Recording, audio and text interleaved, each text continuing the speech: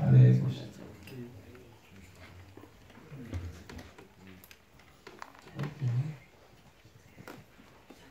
Govinda, Govinda.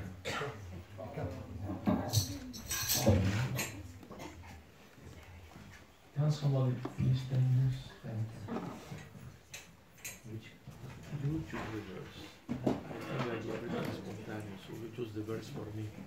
Okay. I haven't chosen.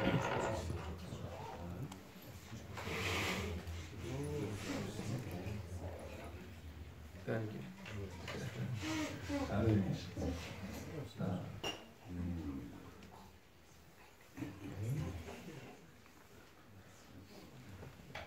Narayanam namaskritya Naram chaiva narottamam Devim saraswatim vyasam Tato jayamudiraye Nastaprayesha vadreshu Nityam bhagavata sevaya Bhagavati uttama shloke Bhakti bhavati naistiki Om namo bhagavate vasudevaya Om namo bhagavate vasudevaya Om namo bhagavate vasudevaya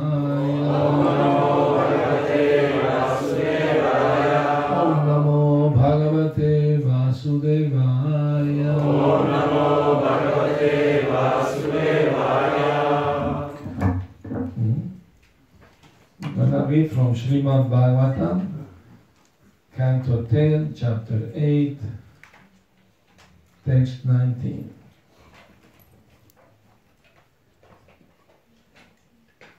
Is it? Yeah. Okay, you can follow in yourself if you want. So it was. Sorry, Maharaj. Est-ce qu'il y a besoin d'une traduction en français? We need translation for those who don't speak English. And Russian too, I guess. Here is the Spanish, this side here. Yeah. Okay. Moi je fais un chiffre. Ça pour elle, et pour là-bas, pour les uns ou les autres. En français aussi. Okay. Il y en a d'autres là-bas, des gens pour le français? Une personne. Une personne. Deux personnes en français. D'accord. Il faut qu'elles viennent là, Oui, devant peut-être vous l'écran. rapprocher Nathalie qui va traverser. Faut que vous veniez devant l'écran. Il y a déjà une place pour Yes. les chaises. Okay. Il y a déjà une chaise.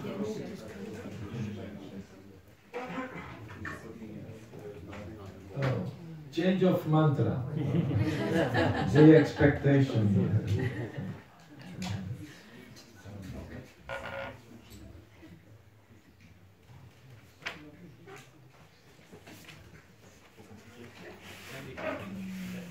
Yeah. 10 to 13. Okay, so 10th Canto, Chapter 2, Text 13, please. 10 to 13. Yes.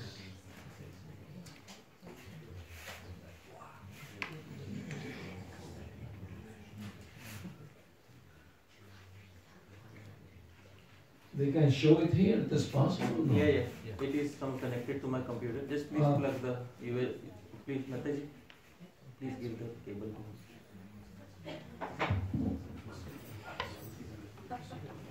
Please connect.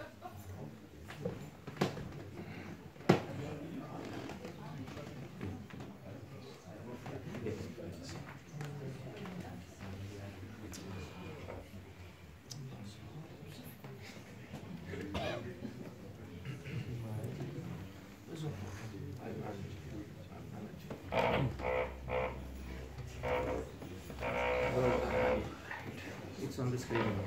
It's on the screen. Very nice. Thank you. All right.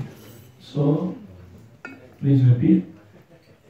Garva Sankarsanatambai Prabhu Sankarshanam Bhuvi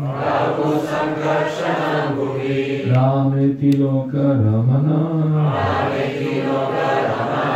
Balabhadra Balochaya Garva Sankarsanatambai Prabhu Sankarshanam Bhuvi Rameti Loka Ramana Balabhadram Balochaya. Keep it still. Garbha Sankarshanam Vai Rahu Sankarshanam Bhuvi Rameti Loka Ramana Balabhadram Balochraya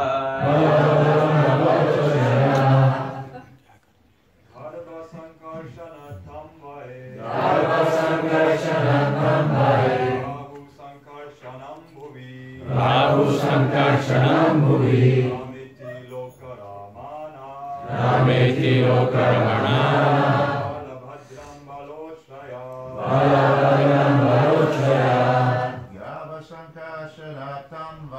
Garva Sankarsanatam Vai Rahu Sankarshanam Bhuvi Rameti Loka Ramana Balabhadram Balochaya Garva Sankarsanatam Vai Rahu Sankarshanam Bhuvi Rameti Loka Ramana Balabhadram Balochaya. Ladies, Garva Sankarsanatam Vai Rahu Sankarshanam Bhuvi Rameti Loka Ramana Balabhadram Balochaya Garva Sankarsanatam Vai Prabhu Sankarshanam Bhuvi Rameti Loka Ramana Balabhadram Balochaya Garva Sankarshanat because he will be taken from the womb of Devaki to that of Rohini. Because he will be taken from the womb of Rohini to that of Rohini. Him, Rohini Nandan, the son of Rohini.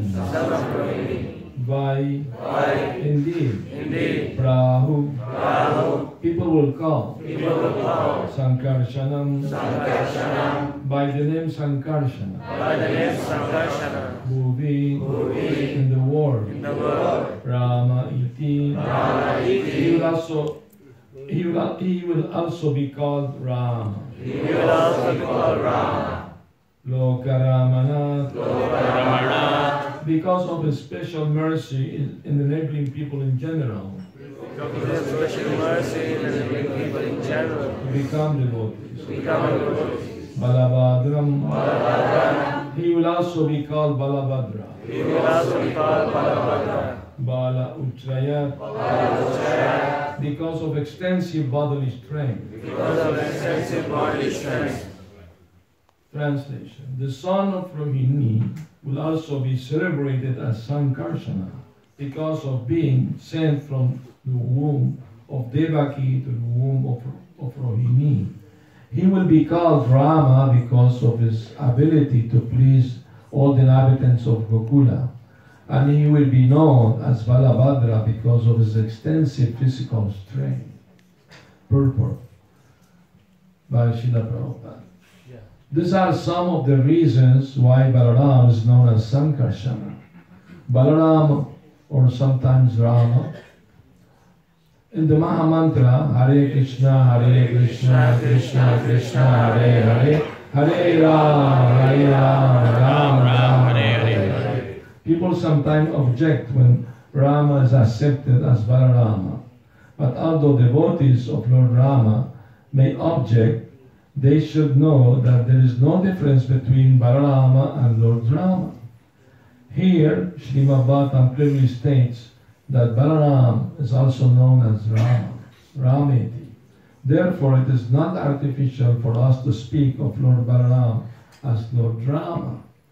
Jayadev Goswami also speak of three Ramas: Parashurama, Raghupati Rama, and Balarama. All of them are Ramas. Om Agyati Mirandasya Niranjana Salakaya Chakshuru Militam Yena Tasma Shri Gurave Namaha.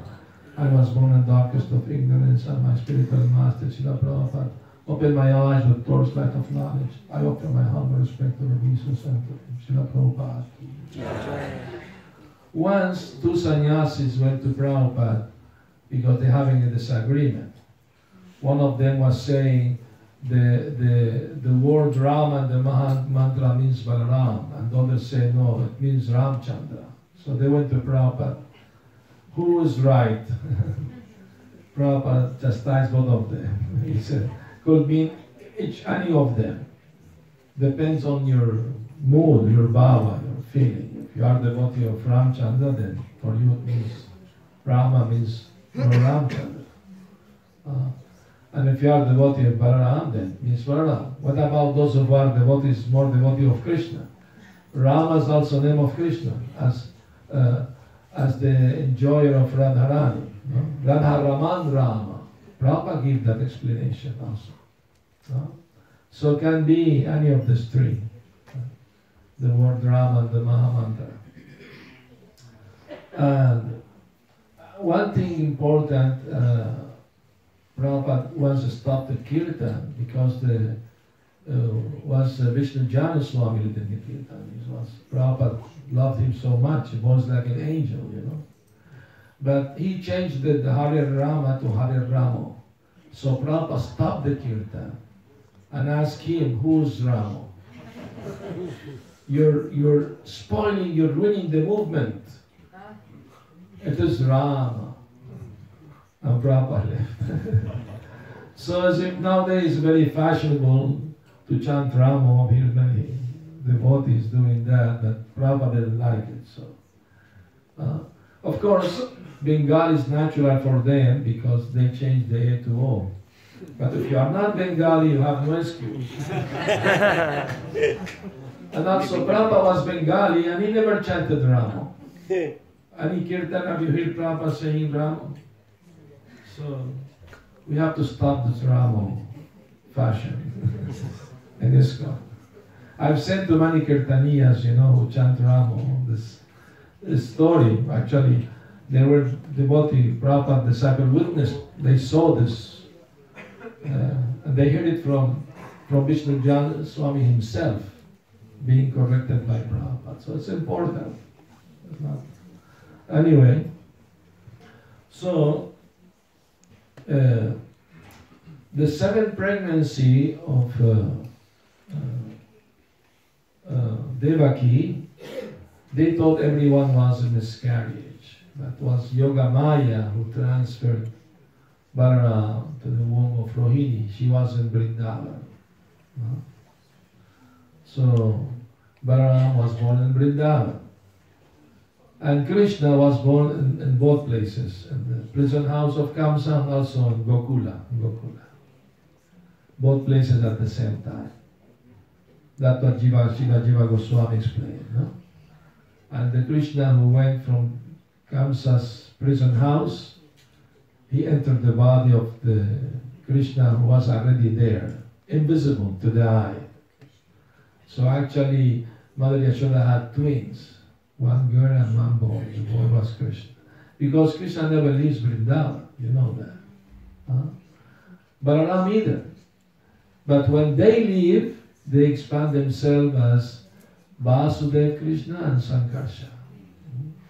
So that's Krishna Balaram. So Today is Purnima, full moon day, and it is said that Balaram's presence is very cooling, like thousands of moon.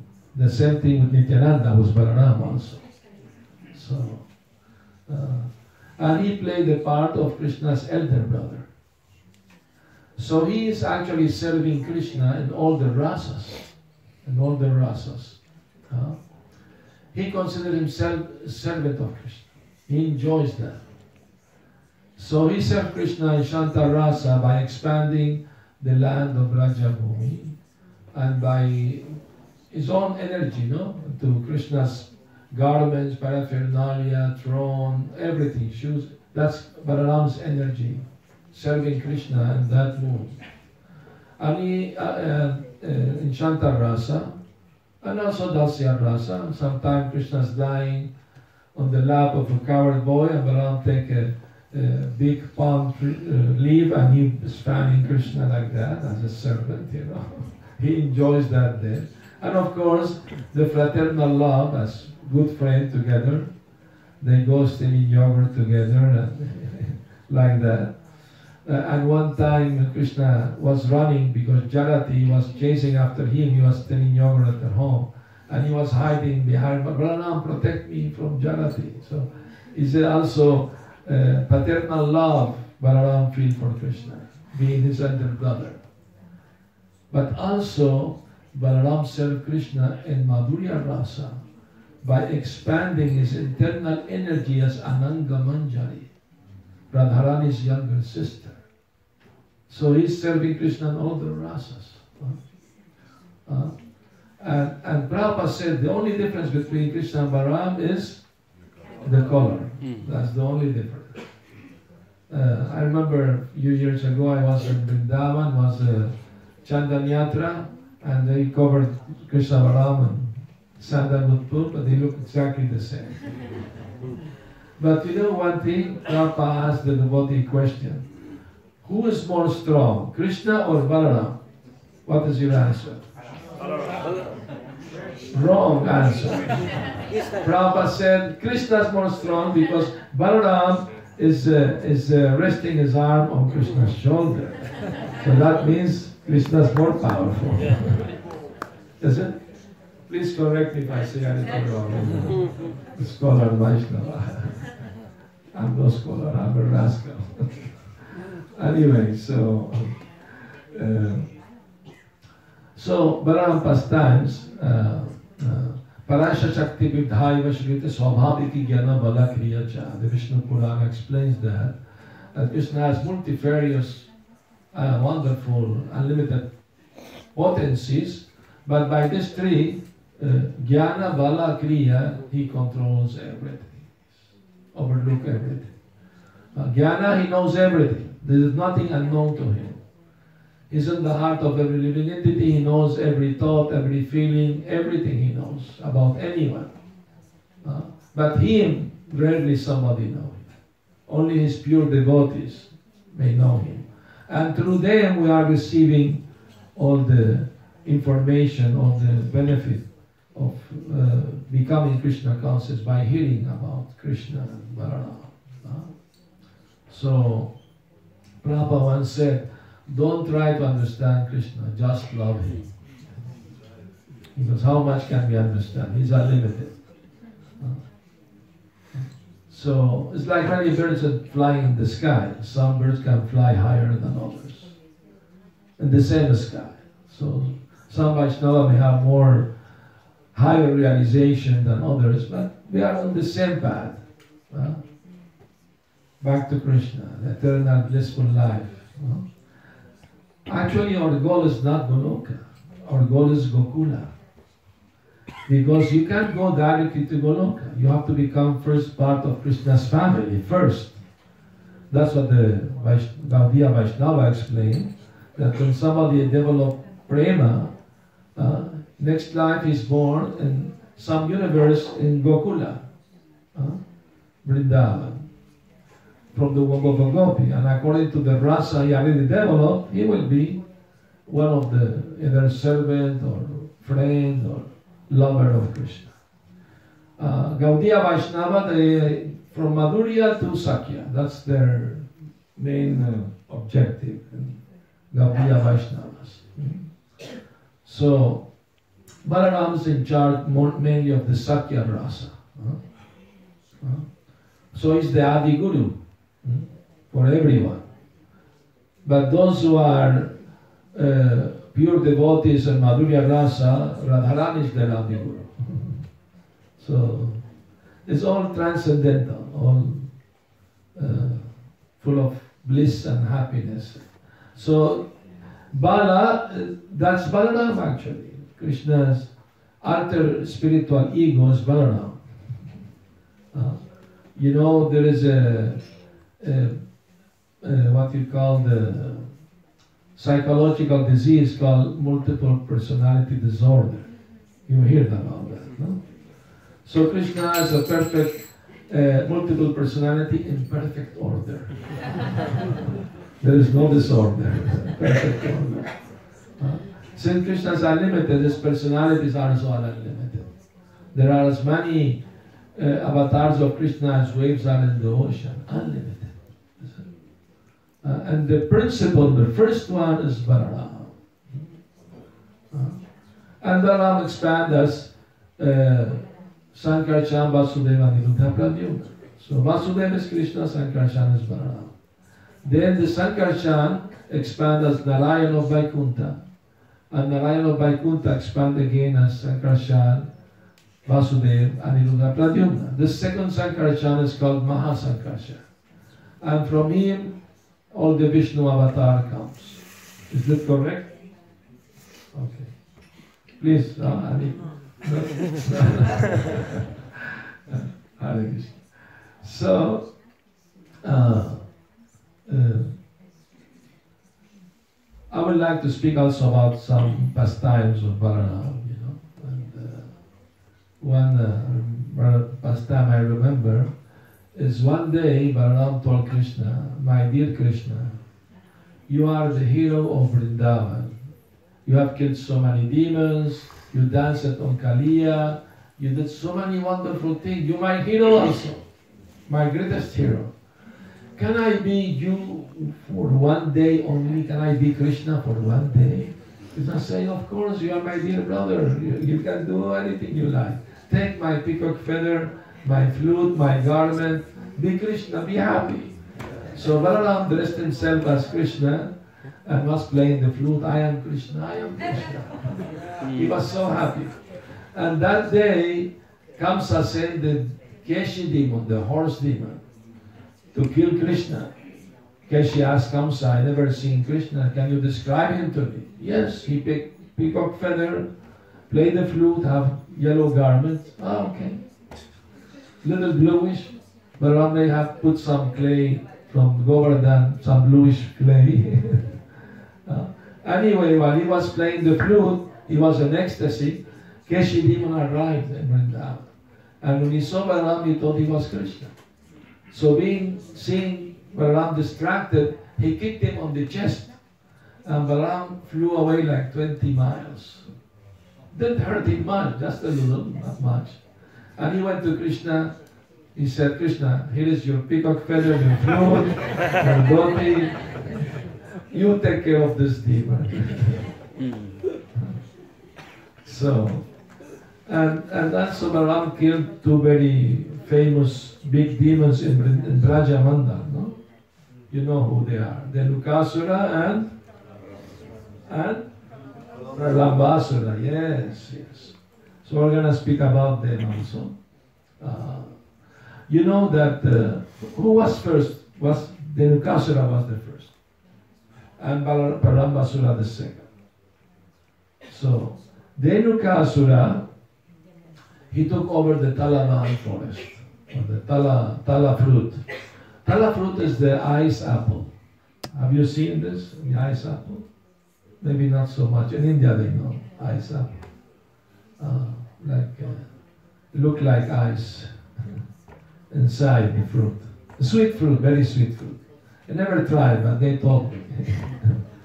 Anyway, so Krishna's friend told Krishna and Balaram, oh, the smell of this tall fruit is coming to here, but we want to taste this fruit. It's so sweet, but this Denuka in this field doesn't allow anybody there. Even the birds don't dare to go there. But please, Krishna Balaram, kill this demon. We can enjoy the fruit along with you.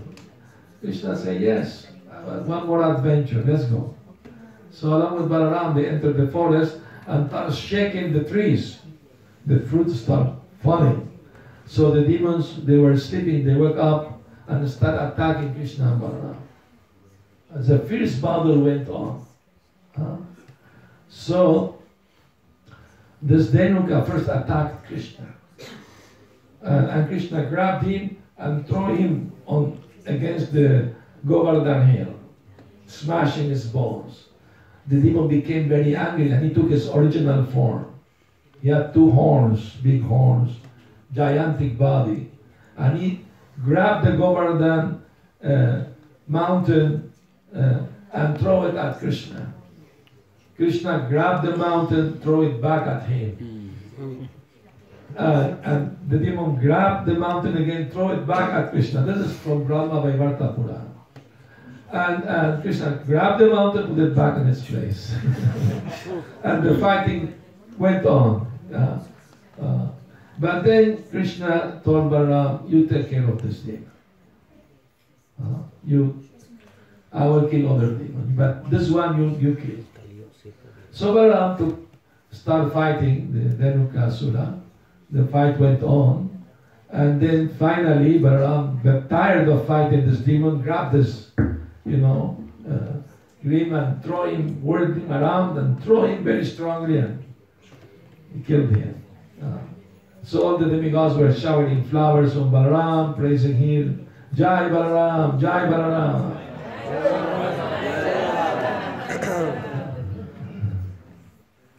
Keshavadrita Haladhara Rupa Jai Jagadisha Hare Jaya Jagadisha Hare Jaya Jagadisha Hare Keshavadrita Haladhara Rupa Jai Jagadisha Hare Jaya Jagadisha Hare.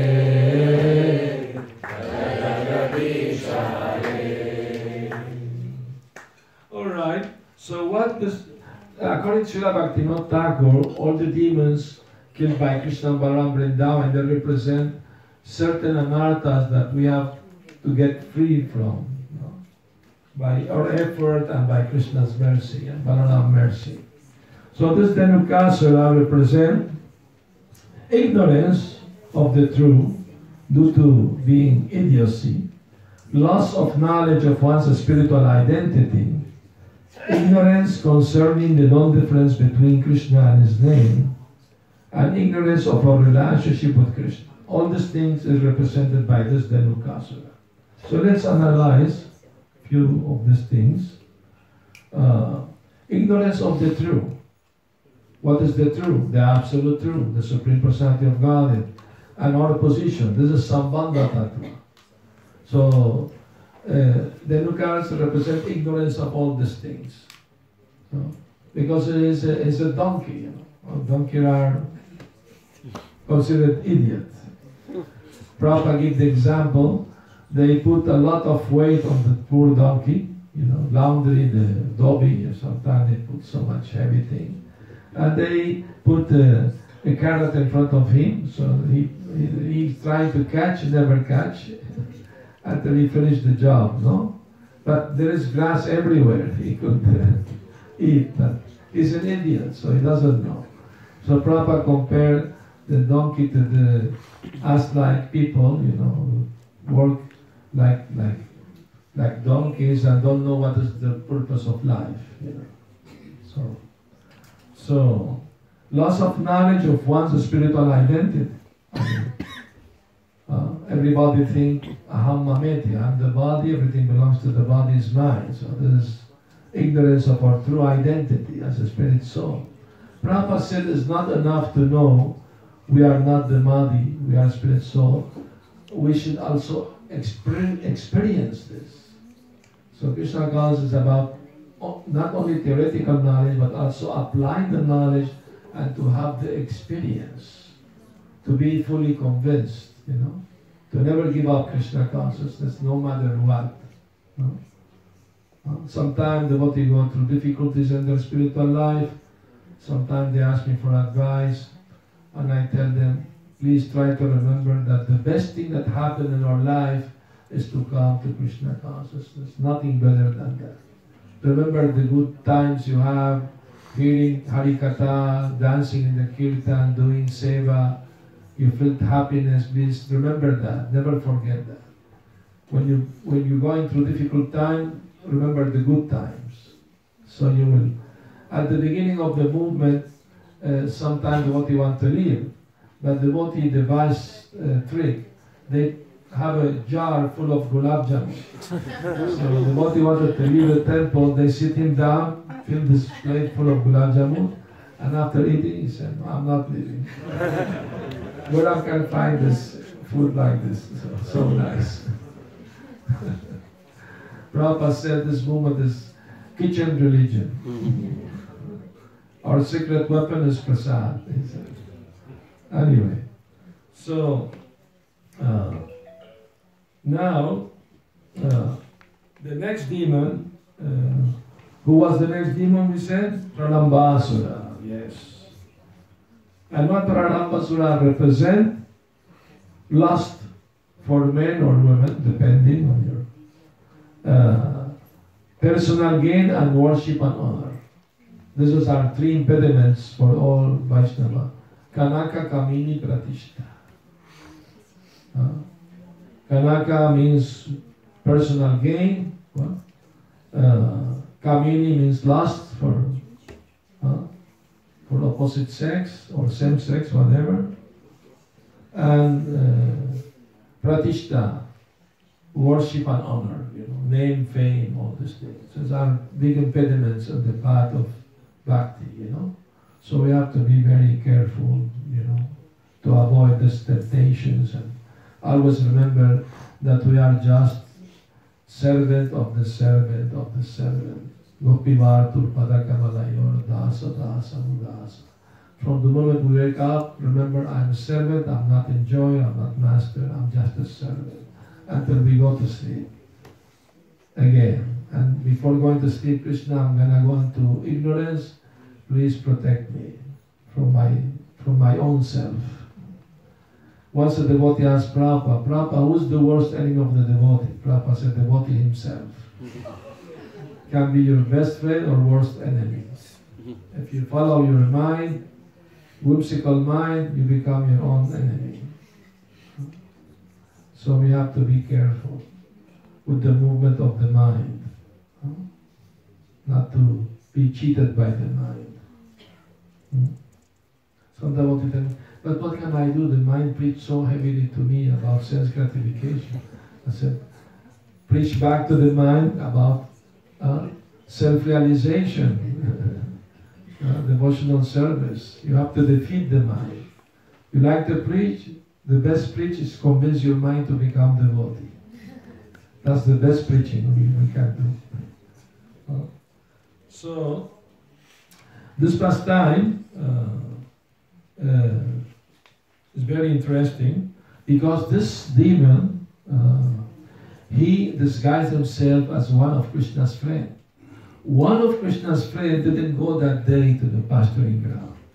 So this demon found it about it and he took his form. So nobody suspected him. Everybody thought he's one of our friends, So he thought Krishna's too powerful. Let me take care first of Balarama, then Krishna.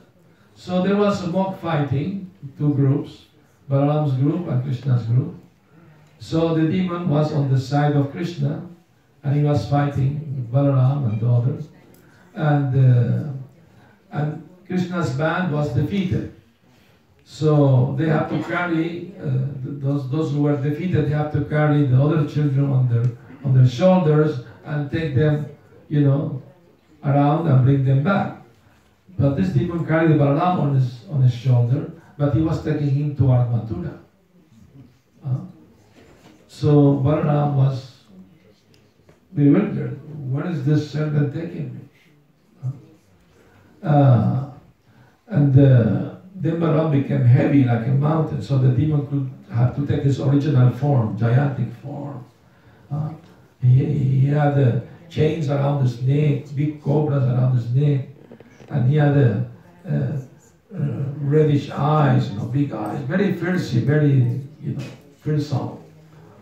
So he got frightened. He was playing the part of human being, so he became a little frightened. But Krishna sent him a message, telepathic message. Balaram, remember who you are. You are very strong. You are my elder brother. Don't let this demon take you away from me. Kill this demon and come back to me. So Balaram get courage, And with his powerful fist, he smashed in half the head of this demon Pralambasura, and he fell to the ground, bleeding. And all the devatas showering flowers on Balaram. Jai Balaram! Jai Balaram! And so,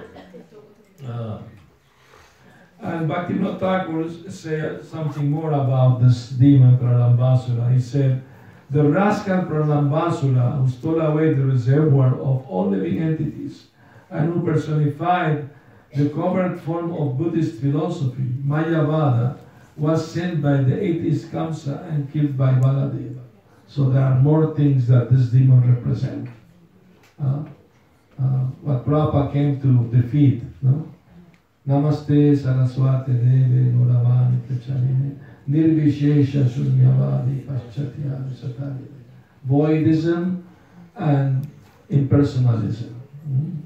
This is very prevalent in modern society, this idea of impersonalism, voidism, nothing after death, everything finished. So, now, some my pastimes I found in the Nectar of Devotion about Balaram. One devotee described the personal beauty of Baladeva as follows. Let me take shelter of the lotus feet of Balaram, whose beauty is enhanced by the earrings touching his cheeks. His face is decorated with tilak made from kasturi, musk, and his broad chest is decorated with garland of kunja. His complexion is as white as an autumn cloud. He wears garment of blue color, and his voice is very grave. His arms are very long, touching his thighs, and he has shown his great strength by killing the Pralamba demon. Let me take shelter of this Chivarius Balaram. So Balarama affection for Krishna is illustrated in this statement to Subal. Balaram told his friend Subal, my dear friend, please inform Krishna not to go to Kaliya's lake today. Today is his birthday, so I wish to go along with Mother Yashoda to bathe him. Tell him he should not leave the house today. This shows how Balaram, Krishna's elder brother, took care of Krishna with parental love within the scope of fraternal affection. So he's enjoying both fraternal love and also parental love for Krishna. Both. So,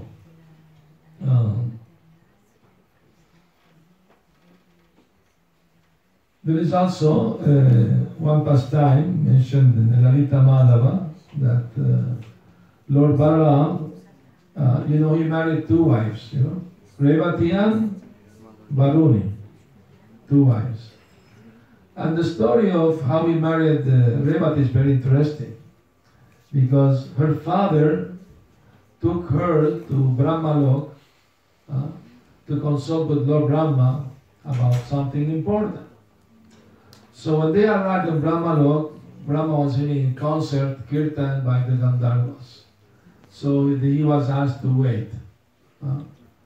And after the concert finished, he was allowed to see Brahma. He was descendant of Lord Brahma.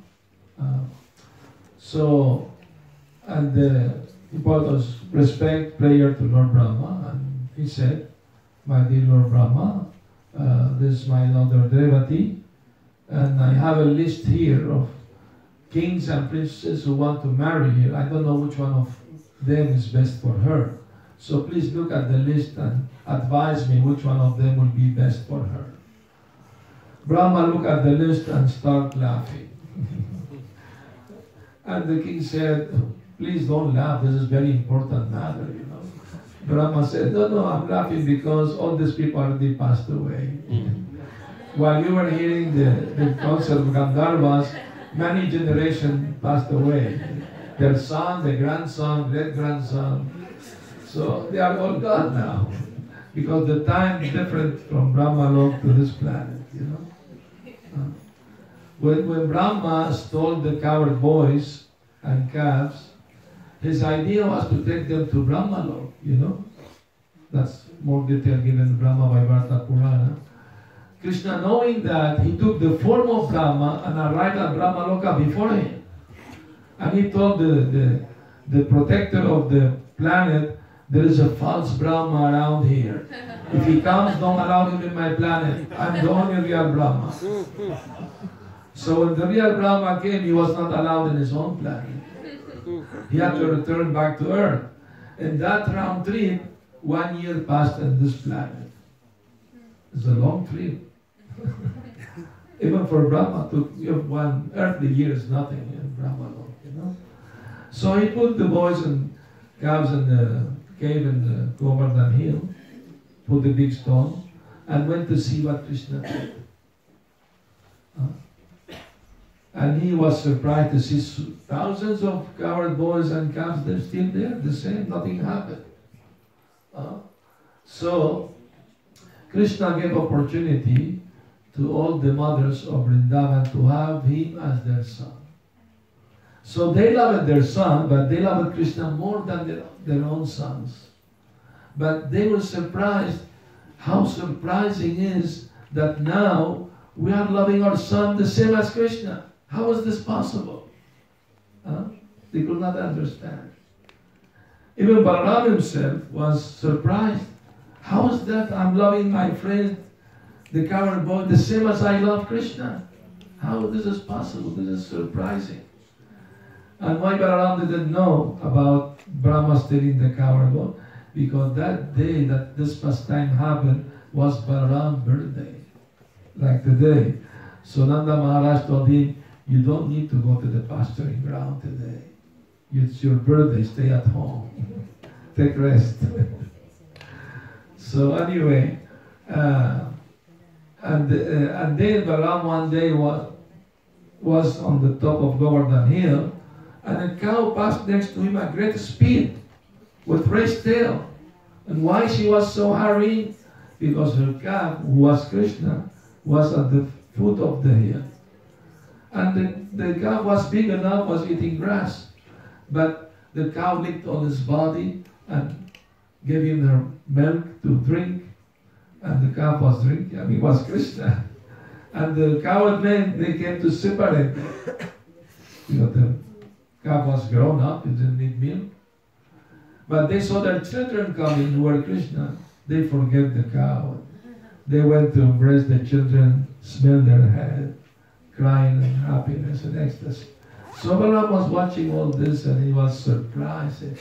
So much extreme love. I haven't seen so much like this in Vrindavan. Something magical must be happening, you know.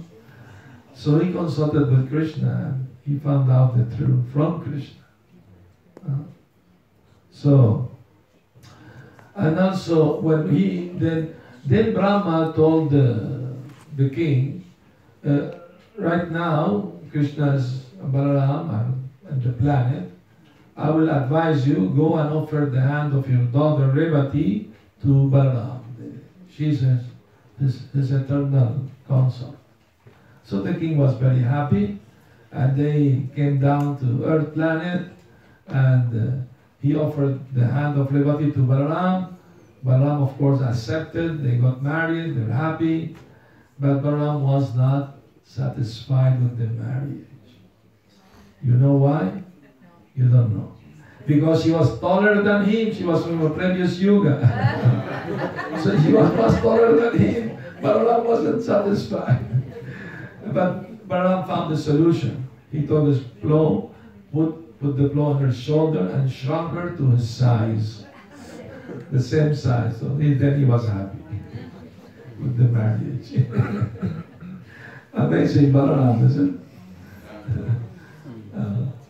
And he also, Varuna offered his daughter Varuni to Balaram also as consort.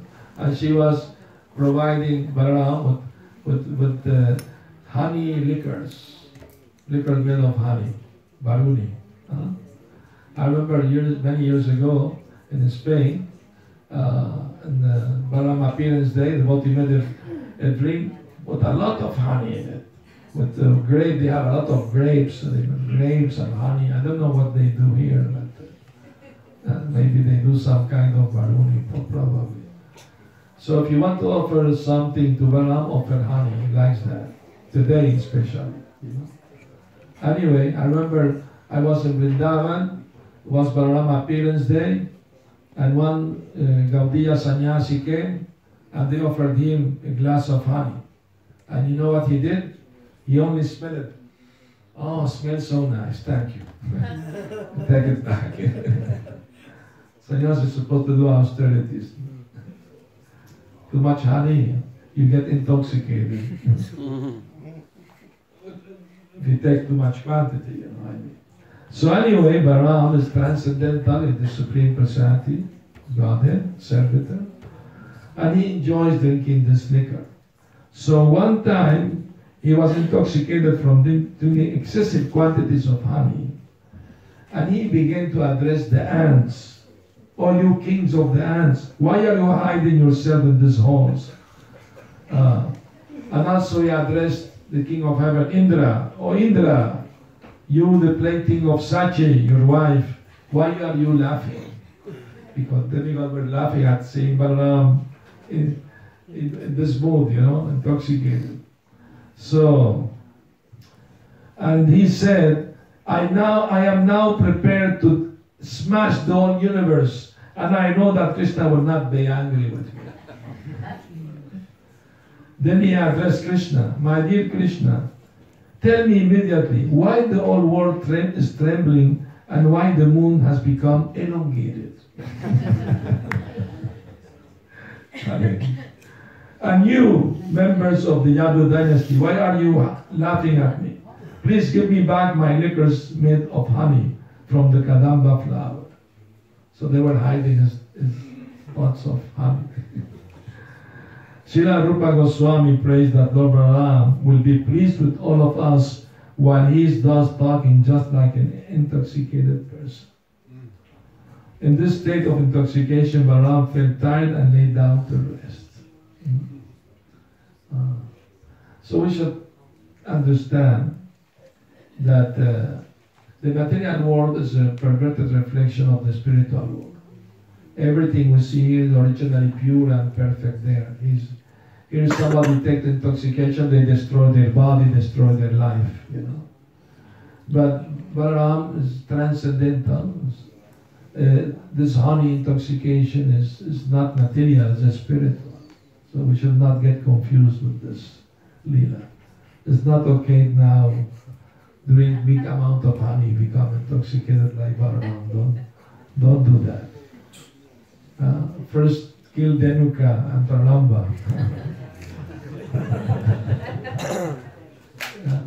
Pseudo devotees of Krishna also like to imitate Krishna dancing with young girls. Prabhupada said, let them first lift Govardhan hill, then can dance with the young girls like that.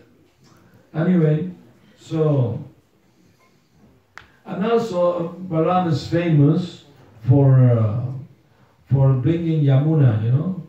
Balaram went back to Vrindavan, spent 2 months there, and he has his own gopis, you know, and he was dancing with them, enjoying with them, and he gave relief to Nanda Maharaj, Yashoda, they embraced him, they were happy that he returned.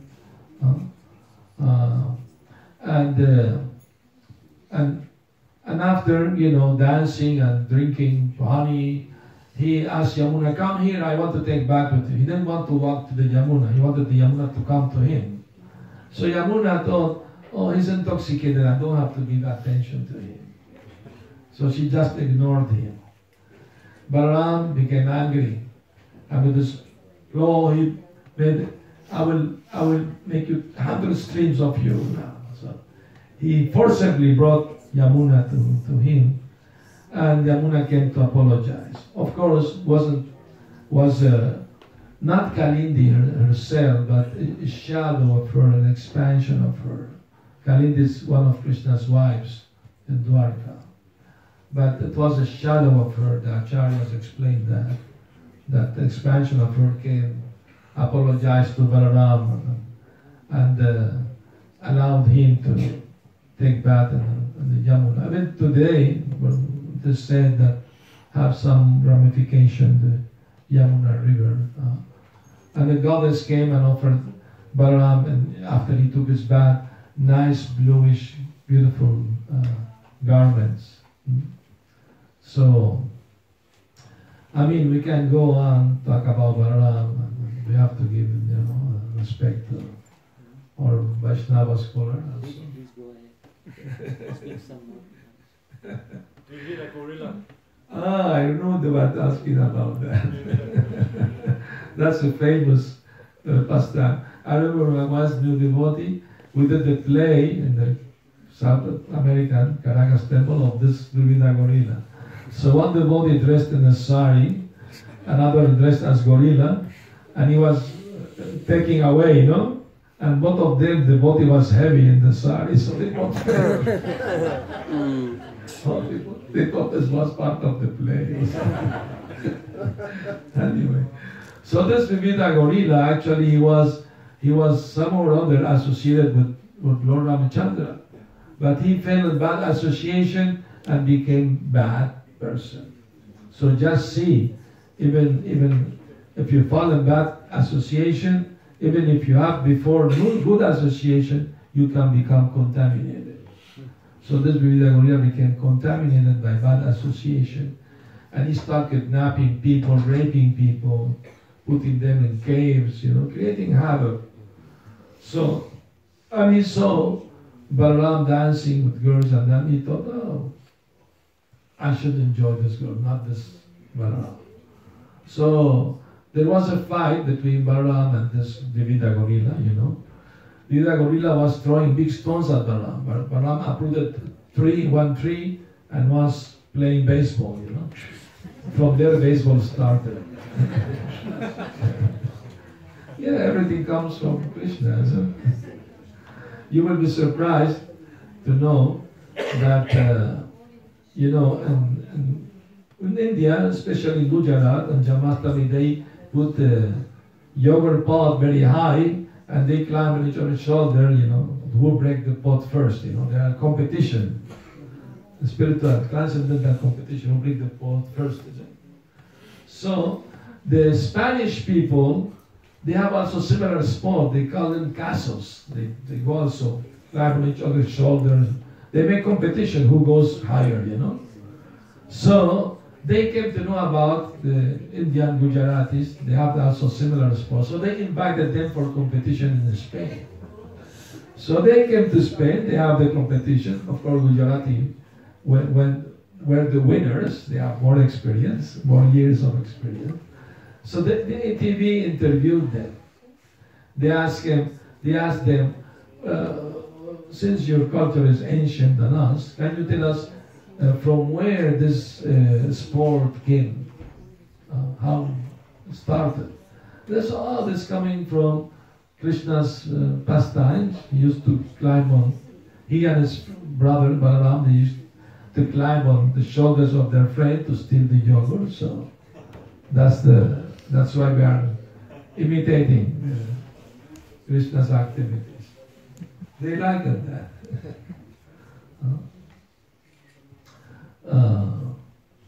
Anyway, any comment, questions, corrections? All right. Yes. talking about the anartas, Yes. which are represented or destroyed by the pastimes of Balarama, etc. But we hear in the Chaitanya Sikshamrita that the pastimes of Krishna killing demons, by remembering those pastimes, by Krishna's mercy, those anartas can be destroyed. But then, Bhaktivinoda Thakur describes the demons killed by Balaram, the devotee must personally work to remove it. What that work is? Yes, it needs extra effort, more effort than the other ones. What type of effort? What type of effort? A strong sadhana, rising early, cry to Krishna for help, chanting the holy name, devotee should cry to Krishna. Bhaktivinoda Thakur advised that and pray for His mercy and hear about these pastimes at the same time. And with Balaram mercy and Krishna's mercy, these anarthas can be uprooted. It is possible. So now the question was, why Krishna didn't want to kill Dhenukasura? Why he asked Balaram to kill it? There is a reason. And the reason is about his past life. Dhenuka in the past life, he was the son of King Bali Maharaj. And his name was Sahasika. And one time he was enjoying with many women in the Gandhamadana mountain.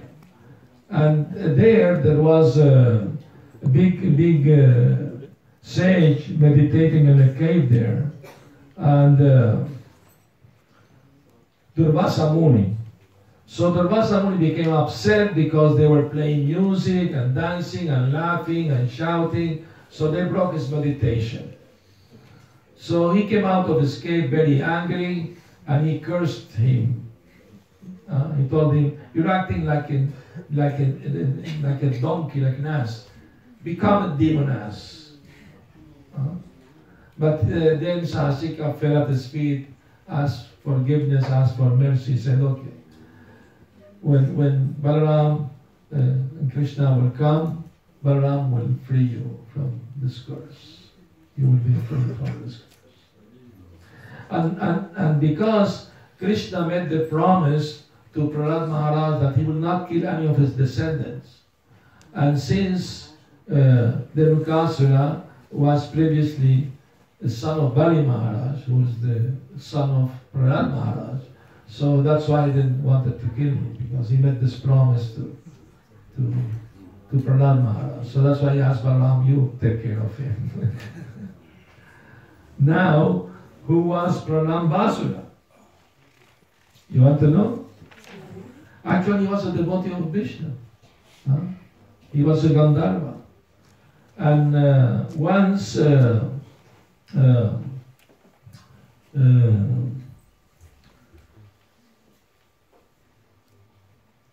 Kuvera, the king of the Yakshas, was offering flowers to Lord Shiva, but he saw he was having some flowers there and somebody stole the flowers.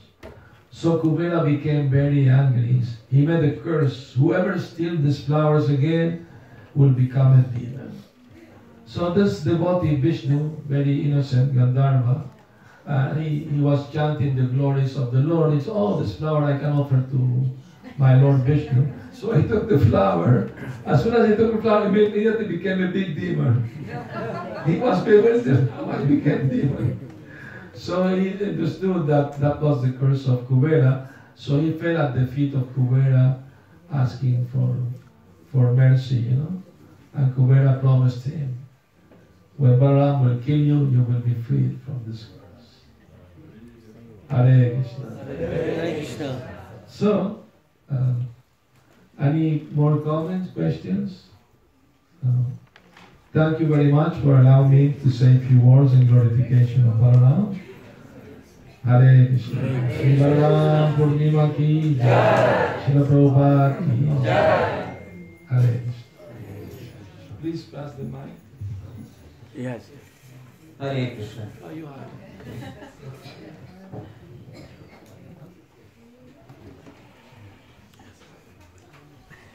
His Holiness Bhakti Sundar Maharaj ki. Thank you very much, Maharaj, for the wonderful katha. And there's a very nice verse that comes to mind by hearing the pastimes that you have just described. There's a nice verse in the 10th canto of Srimad Bhagavatam. Devotees can kindly repeat after me. Which verse is, please?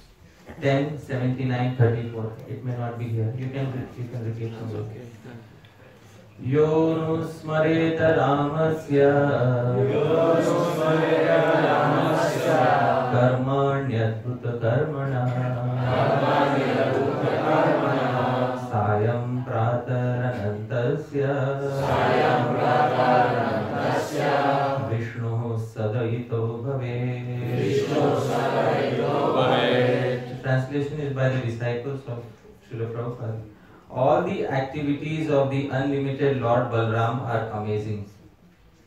Anyone who regularly remembers them at dawn and dusk will become very dear to the Supreme Personality of Godhead, Shri Vishnu. So dear devotees, Maharaj's talk has helped us become very dear to Shri Vishnu. Thank you so much, Maharaj. Today is a wonderful day, dear devotees. Thank you so much for kindly being present here. Often it is said that devotees say today is Balaram Jayanti, and some devotees say today is Balaram Purnima. So what is the actual name of the day? Is it called Balaram Jayanti or Balaram Purnima? So the previous acharyas have given a reply to this. Dear devotees, the previous acharyas say that Jayanti is a name which has a very specific meaning, and the previous acharyas give the meaning of the term Jayanti.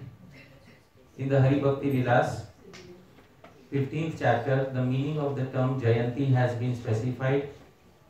Dear devotees, the verse is in front of you. Kindly repeat after me. Ashtami Krishna Pakshasya Rohini Raksha Samyuta Bhavet Praushtapade Masi Jayanti Nama Sasmrita. So the Hari Bhakti Vilas says Jayanti is the specific name of the 8th day of the dark fortnight aligned with the constellation named Rohini in the month of Bhadrapad. Dear devotees, today is not that day. Today is the full moon day of the month of Shravan. So, therefore, the term Balaram Jayanti is technically incorrect from the point of view of our previous acharyas. Srila Jiva Goswami has made another specific statement about the use of the term Jayanti. Dear devotees, there is one important thing here to be noted. 8th day of which fortnight, dear devotees, dark or bright? Dark. Of the month of Bhadrapad, but the constellation should be Rohini. So this is when Shri Krishna appeared 5000 years ago. Now every year on the 8th day of the dark fortnight in the month of Bhadrapad, but if the constellation is not Rohini, we cannot call even a Janmashtami as Jayanti. So there are two types of Janmashtamis. One is the regular Janmashtami, and when the constellation aligning with the moon is Rohini, and that Janmashtami becomes a special one, and it is known as what, dear devotees? Jayanti. So dear devotees, even all of Krishna's own appearances are not Jayanti. Only that appearance which aligns with the exact constellation which was present 5000 years ago. that tithi, that day is known as Jayanti. What about this coming Janmashtami? I don't think it is Jayanti. But Srila Jiva Goswami says, dear devotees, please repeat after me. Naivam avatara antarasya kasya va anyasya janmadinam jayanti akhyaya ati prasiddham yatha Shri Krishnasya. In the 29th Anuched of Shri Krishna Sundar, Shri Jiva Goswami says, the appearance day of no other incarnation of Bhagavan is known by the name Jayanti, and this term is reserved only for the appearance day of Shri Krishna. So dear devotees, it should be understood by all of us that once we start saying Jayanti for one incarnation, then it starts gradually applying to all incarnations. And then it ends up as we have in modern India today that politicians' birthdays are also named as Jayanti. So we don't want to end in that situation, dear devotees. Therefore, let us reserve Jayanti only for one specific personality. And which personality is that, dear devotees? Shri Krishna. And not all of Krishna's appearances every year are Jayanti, only that appearance in which the moon is aligned with the constellation named Rohini. Dear devotees, the moon has 27 wives and his most favorite one is Rohini. So that was the day when Shri Krishna appeared, and that is the day named Jayanti. Dear devotees, Maharaja very nicely explained what is Shri Baladev Tattva. Let us try to understand some Tattva about Shri Balaram in some detail. Dear devotees, whatever we see around us, in front of our eyes or away from us, whatever exists in this universe, moving or non-moving, animate or inanimate, whatever exists beyond this universe, anywhere in the creation, can be categorized into three categories. I will name the three categories. Dear devotees, kindly repeat after me. You can see the first category on the screen. Please repeat. Vishnu Tattva. Vishnu Tattva. Second category, Jiva Tattva. Jiva Tattva. Third category, Shakti Tattva. Shakti Tattva. So whatever we see around us is one of these three. Either it is Vishnu Tattva, or Shakti Tattva, or Jiva Tattva. For example, dear devotees, whatever material objects we see around us, for example, this computer, is it Jiva Tattva, dear devotees? No. Is it Vishnu Tattva? No. Is it Shakti Tattva? Yes. It is the material energy of Bhagavan. So therefore it is categorized as Shakti Tattva. Dear devotees, the deities are belonging to which Tattva? Vishnu. And all of us are belonging to which Tattva? Jiva. Besides these three Tattvas, there is no other Tattva to be found anywhere in the material or spiritual worlds. There are some small exceptions such as Shiva Tattva, but Shiva Tattva is mainly Vishnu Tattva. So mainly there are these three Tattvas. Everything that we see can be categorized in these three Tattvas. Dear devotees, these three Tattvas exist in the material world as well as in the spiritual world. Let's go to the spiritual world, dear devotees, and let's take Shakti Tattva. And Shakti Tattva has three aspects to it. Please repeat the names of the three aspects after me. Sandhini, Samved, Hladini. These are the three aspects of Shakti Tattva in the spiritual world. Dear devotees, let us understand these three aspects of Shakti, energy of Krishna in the spiritual world. First and foremost is the Sandhini aspect. Sri Jiva Goswami explains what is Sandhini. Please hear carefully, dear devotees. Sri Jiva Goswami says, Sad Rupopi Yaya Sattam Dadhati Dharayati Cha Sa Sarva Desha Kala Dravyadi Vyapti Kari Sandhini. Dear devotees, Sri Jiva Goswami says, Krishna does not need anything for his own existence. He is by himself existent.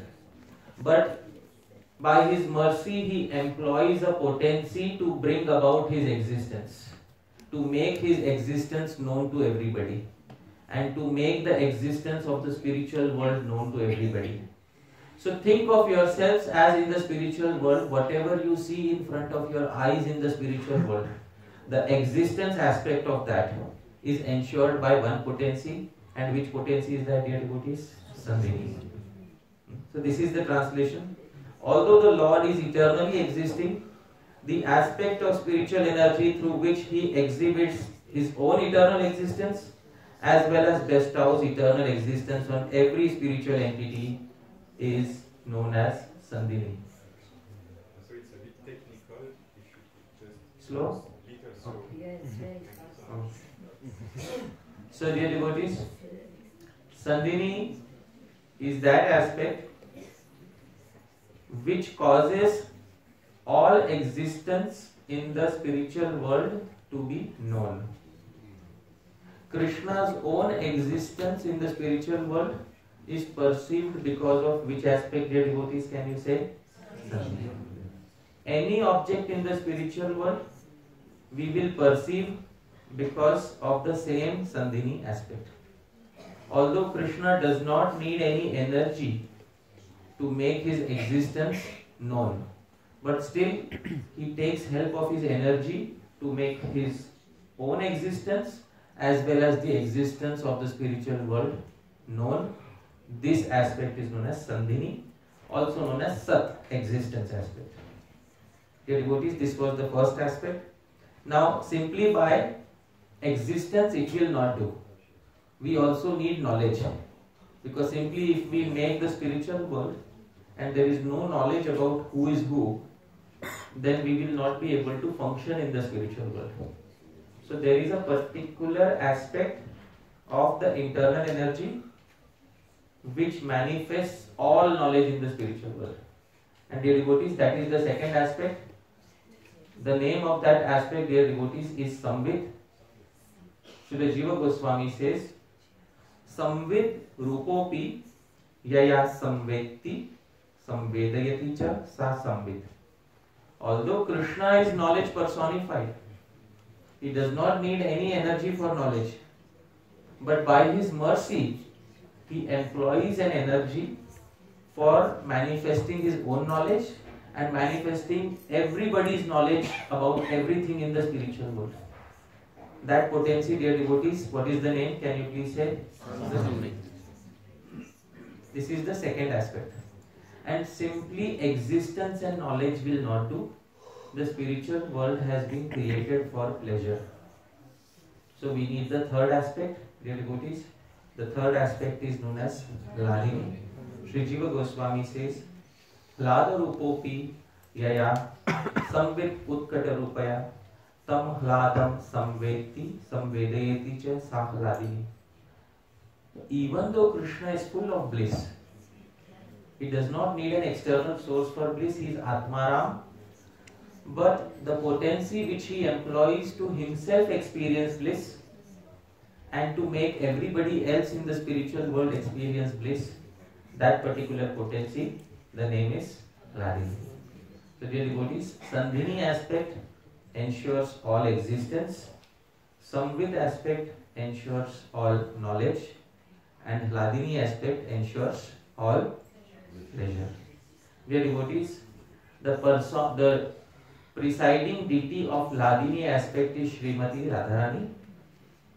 The presiding aspect of Samvid, knowledge, is Shri Krishna. And the presiding aspect of Sandhini, all existence, is Shri Balaram. So Balaram is the presiding deity of the Sandhini aspect, Shri Krishna of the Samvid, and Shri Radha of Hladini. Srila Bhakti Siddhanta Saraswati Thakur confirms this in his commentary to Chaitanya Bhagavat. We can see his comment. Shri Baladev is the predominating deity of the Sandhini aspect, which is one of the three types of internal potencies. So it is very clear, all existence in the spiritual world is controlled by one personality. And which personality is that, dear devotees? We owe our existence in the spiritual world to Sri Balaram. Our bodies in the spiritual world will not exist until Balaram, Sri Balaram, mercifully allows that existence. That is the degree to which we are dependent on Sri Balaram. Therefore, it is said that Sri Balaram is the controller of all the jivas. Not only that, all objects in the spiritual world are manifestations of Sri Balaram, because they are manifestations of Sandhini. Therefore, the Chaitanya Charitamrita confirms. Kindly repeat after me. Chhatra Paduka Shayya, Chhatra Paduka Shayya, Upadhan Vasana, Upadhan Vasana, Aram Avasa Yagya, Aram Avasa Yagya, Sutra Simhasana, Sutra Simhasana. Chhatra, he serves Lord Krishna assuming many forms. First is Chhatra. Chhatra means he takes the form of the umbrella. Paduka, Krishna's own slippers, are a manifestation of Lord Balaram. Shayya, Krishna's bedding. Their devotees is Sri Balaram. Maharaja was mentioning how Krishna sometimes lies down on Balaram's lap, or on any particular bed if Krishna lies down. Actually, Krishna is lying down on whom? This also represents his original position in the material world as Mahavishnu. Mahavishnu always lies on Shesha. Even in the spiritual world, our original Mahavishnu, Shri Krishna, always lies down on a bedding which is nothing but Shesha. It's a manifestation of Sri Balaram. And Upadhan, the pillows that Krishna takes, are also Balaram. Vasana, even the garment that Balaram takes. Maharaj was mentioning the story of Balaram requesting Krishna to give his garment. Sri Balaram was requesting himself from Sri Krishna. Because all of Krishna's garments are nothing but a manifestation of Sri Balaram. Then the resting chair on which Krishna sits. Then the residence of Sri Krishna, the sacred thread that Krishna wears, and the throne that Krishna resides upon. All of these are manifestations of Sri Balaram. These are the ways in which Sri Balaram serves Sri Krishna. He is the original servant of Sri Krishna, dear devotees, and the best servant of Sri Krishna. Can any devotee serve Sri Krishna in so many capacities? Please tell me. Yeah, we can say Srimati Radharani, but Sri Radharani exceeds everybody in terms of giving him pleasure. But Sri Balaram exceeds in terms of manifesting all the facilities. So dear devotees, nobody can exceed Sri Balaram in terms of the number of objects of service that are gifted to Sri Krishna by him. Dear devotees, therefore, there is one very important statement, that Balaram is the Supreme Personality of Godhead as the best servant. Sri Balaram is the Supreme Personality of Godhead as the best servant. And therefore, the best servant is known as Adi Guru, the original spiritual master of all the living entities in the spiritual world. So dear devotees, who is the original spiritual master? Because there is no better servant than Sri Balaram. So, dear devotees, this particular Lord Sri Balaram, he has a name in the Srimad Bhagavatam.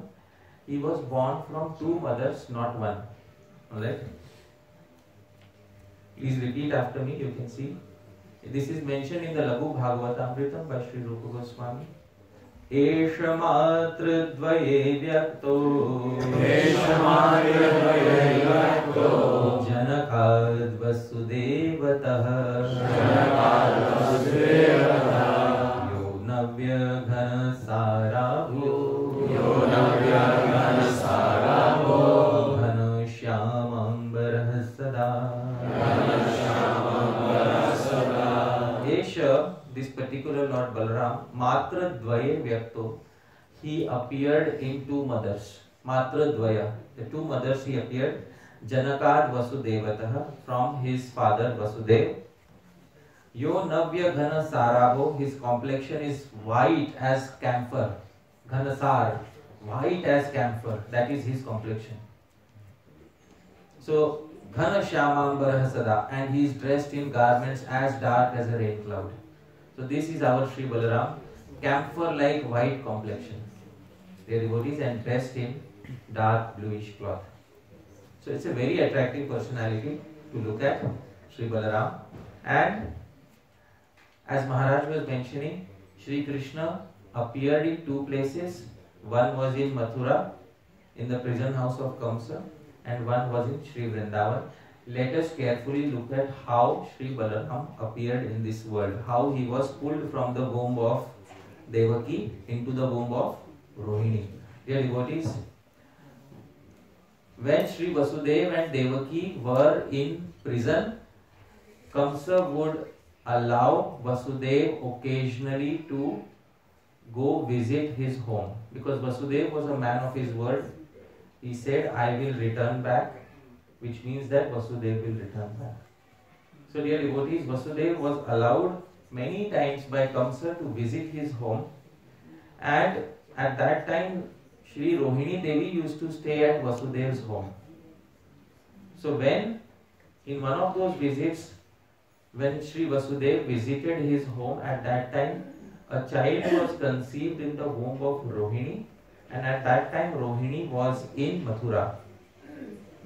Dear devotees, when she was in her 3rd month of pregnancy, Vasudeva sent Rohini to Gokula. Dear devotees, you can see here, Vasudeva quietly sent Rohini to Gokul due to fear of Kamsa.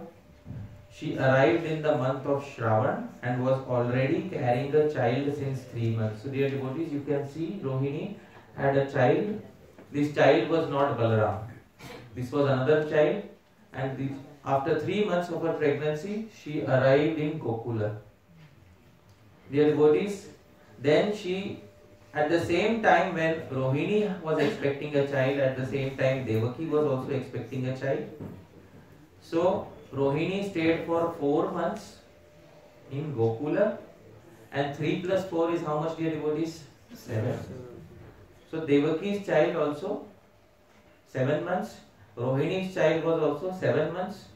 The only difference is Devaki's 7 months were spent entirely in Mathura.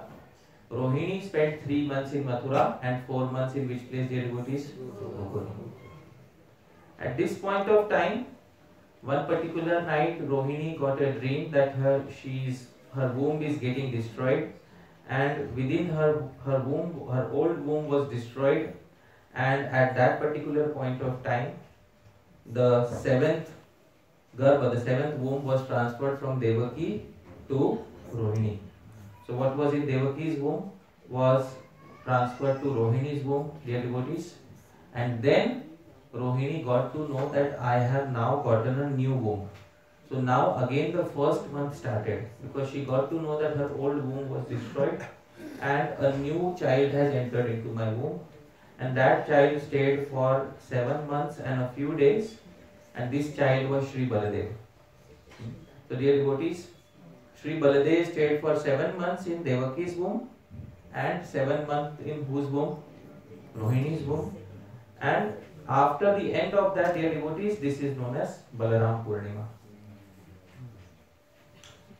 After Devaki's womb was attracted to Rohini's womb, Devaki again conceived after some time, and around the same time Yashoda also conceived. Dear devotees, both of them, their pregnancy lasted for 8 months. Our Shri Krishna Nanda Nandana was in Mother Yashoda's womb, and our Vasudeva was in Devaki's womb. And then, dear devotees, a few days after Balaram Purnima, we have Shri Krishna Jayanti. Then Shri Vasudeva took Vasudeva, the child who was born in Mathura, took that child to Gokul, and when he arrived in Gokul, he could not notice that Yashoda had given birth to twins. He saw only one child, and that one child was Yogamaya. That Yogamaya by her potency covered the other child, that is Shri Krishna. Dear devotees, when Vasudeva kept that child, his child Vasudev there, the child merged with the two-handed Krishna, and then Vasudeva took Yogamaya and went back to Mathura.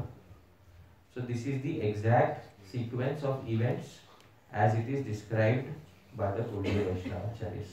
So you can see the entire chart here. This is how the entire sequence took place. Sri Baladev is a few days elder to Sri Krishna in this way.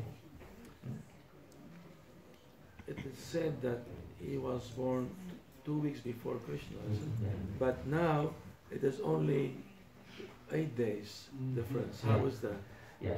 So he was born 2 weeks before Krishna, and now the difference is only 8 days. How is that? But the actual dates are given by Sri Jiva Goswami. The dates were Purnima and Ashtami.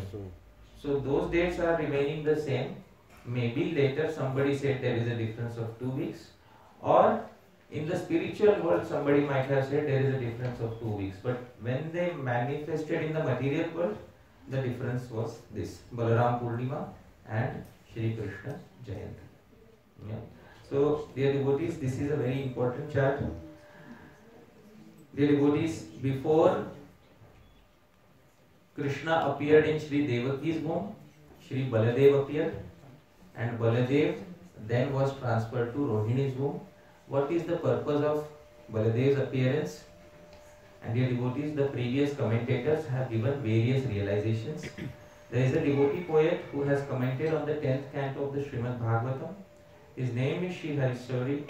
He gives a wonderful realization on this particular pastime of why Baladev appeared before Shri Krishna. His commentary is entirely in the form of verses. He has not written paragraphs. This is his verse describing the reason behind Shri Balaram's appearance before Shri Krishna in Devaki's womb. Please repeat after me. Adhyar samanam prabhuna nijena yo. Adhyar samanam prabhuna nijena yo. Bhumim vishodhya shutadanyato vase. Bhumim vishodhya shutadanyato vase. Satsevako sau bhavati priya prabho. Satsevako sau bhavati priya prabho. Agre saraschapi sadeti tatsputam. Agre saraschapi sadeti tatsputam. Satsevako, in the third line he says, a true servant is somebody who arrives before the master, much before the master in a particular place, cleans the place nicely, and promptly leaves before the master arrives. This is the nature of a true servant. Dear devotees, he knows the tattva. Shri Balaram is the best servant of Shri Krishna. Therefore, in order to ensure that the womb of Devaki is a most suitable place for the residence of Shri Krishna, our Baladev arrived first, made sure that it is the most perfect place for Shri Krishna to reside, and then promptly left just before Krishna's arrival. This is the translation. A true servant is he who always reaches the master's place before the master, cleans it up nicely, and then leaves for another place. This is what makes a servant very dear to the master, and this is clearly seen in the character of Shri Balaram. So this, dear devotees, is a wonderful realization, and this devotee poet is often quoted by various devotees, especially some of you might have heard Damodar Leela. In Damodar Leela, the milk starts boiling because the milk wanted to commit suicide.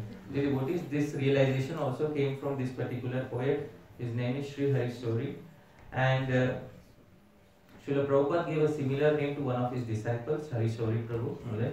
So, but this Sri Hariswari is the Sanskrit commentator on the 10th canto of Srimad Bhagavatam. His commentary is only on the 10th canto. Dear devotees, therefore, we should understand that Sri Balaram is the root of all devotional service, and the Chaitanya Charitamrita confirms this. Please repeat after me. Bhakta Abhimana Mula, Bhakta Abhimana Mula, Shri Balarame, Shri Balarame, Sei Bhave Anugata, Sei Bhave Anugata, Tara Amshagane, Tara Amshagane. This is Adilila 6.88. Bhakta Abhimana Mula. The source of the ego or the sentiment of servitude is indeed Lord Balaram. All devotional ego originates in Sri Balaram. I will be a servant of Bhagwan. The origin of this ego is in Sri Balaram. Sai bhave anugata tar amshagane. All plenary expansions of Balaram, all other expansions, all devotees are also following this mode. They are devotees, the emotion that all of us are following, I will serve Krishna, is a reflection of the original mood, original ego of Sri Balaram. So this original ego is found in Sri Baladeva, and his appearance we are celebrating today. Dear devotees, please tell me, when did Sri Balaram appear? In the afternoon or in the evening, or which time? No? Okay. According to which time? New Mayapur or India? India.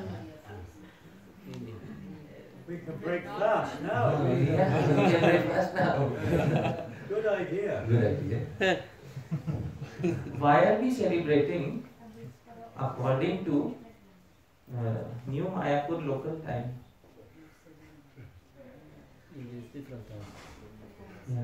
And the devotees in the US will celebrate at a different time, and the devotees in India will celebrate at a different time.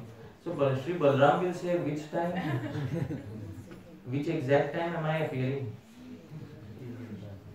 So dear devotees, if we understand this secret, then we have understood Janma Karma Cha Me Devyam, the transcendental birth of Lord Shri Krishna. It's a very important pastime. Dear devotees, I will share my screen and you can see here.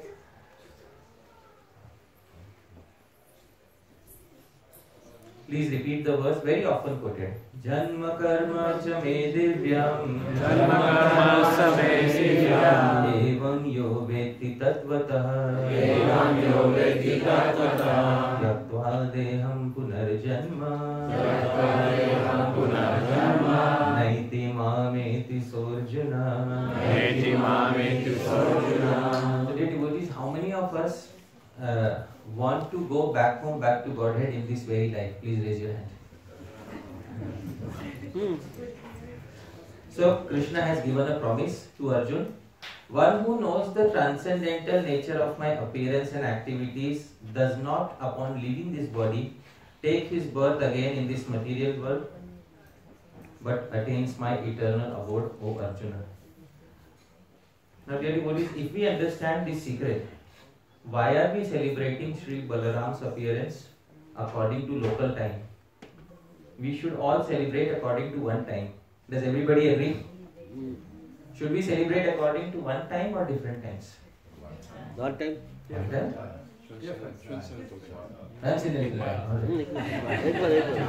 Yes. He's always appearing like the sun. Yes. One time. So, what Maharaj said is very important.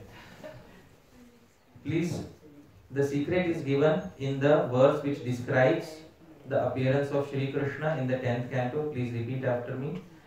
Devakyam Deva Rupinyam, Devakyam Deva Rupinyam, Vishnu Sarva Guhashaya, Vishnu Sarva Guhashaya, Avirasid Yatha Pratyam, Avirasid Yatha Pratyam, Dishindurva Pushkara. This is 10.3.8. The translation by Srila Prabhupada says, then the Supreme Personality of Godhead Vishnu, who is situated in the core of everyone's heart, appeared from the heart of Devaki. in the dense darkness of night, like the full moon rising on the eastern horizon. Dear devotees, is the full moon rising right now? No. Yeah. In some place in the world, is the full moon rising right now? Yes. India. India? So dear devotees, just as the moon is constantly rising at some place in the world, similarly, Shri Balaram is constantly appearing some universe in the creation. Please tell me, is Shri Balaram appearing right now? Yes. In our universe? No. May not be. In some other universe? Yes. Will Shri Balaram be appearing at noon time today? Yes. May not be in our universe, but definitely within the hearts of the various devotees he should appear. Because in certain universe he is definitely appearing, and we are celebrating that appearance. All the activities of Shri Krishna and Shri Balaram are constantly ongoing. I will ask a few questions. Please answer in yes or no. Is Shri Krishna taking birth right now? Yes. Is Shri Krishna stealing butter right now? Yes. Is Shri Krishna killing Dhenukasur right now? Yes. Is Shri Balaram, Shri Balaram killing Dhenukasur right now? Is Shri Balaram killing Pralambasur right now? Yes. Oh, wonderful.